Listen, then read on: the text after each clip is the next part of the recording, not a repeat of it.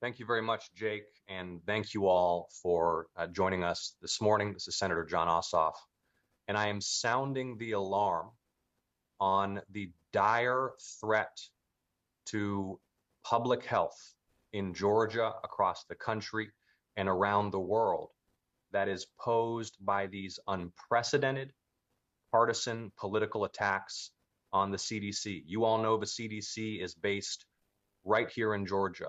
It employs 15,000 Georgians defending the American people from disease, defending public health in the United States. And what we've seen over the last few weeks is unprecedented and unacceptable.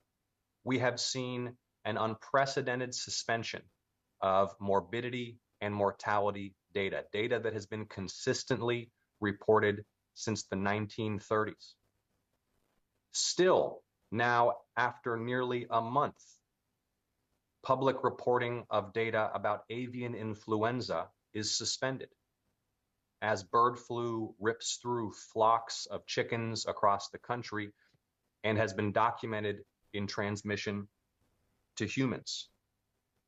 Only because of an intervention by a federal judge was the Trump administration's effort to suspend the Sentinel surveillance system, the CDC's flagship infectious disease monitoring program, avoided. We've seen ongoing attacks on the CDC's workforce.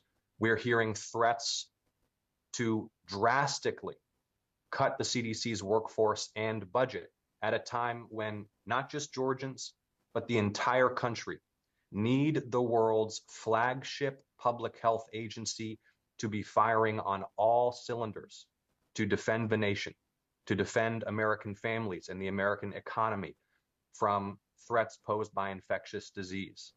We have never seen anything like this kind of political attack on public health institutions that should be free of politics, that should be nonpartisan, and that should have bipartisan support. I want to emphasize again, not since the 1930s has there been any interruption in the reporting of morbidity and mortality data in the United States.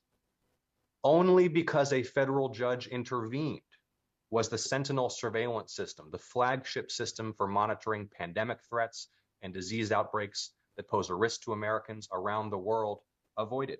And still now, after nearly a month, the bird flu dashboard is down. We're not getting public information on what's happening with avian influenza across the country.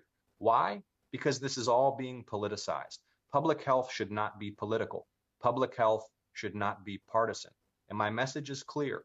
The Trump administration needs to cease its political attacks on the CDC, on the CDC's workforce in Georgia, and on public health. And in order to help the press and the public to recall and understand the vital role that the CDC plays in our public health efforts here in Georgia and around the world, I'm honored to be joined by three distinguished leaders in public health. Addressing you first will be Dr. Jeffrey Copeland, former director of the CDC. Dr. Copeland.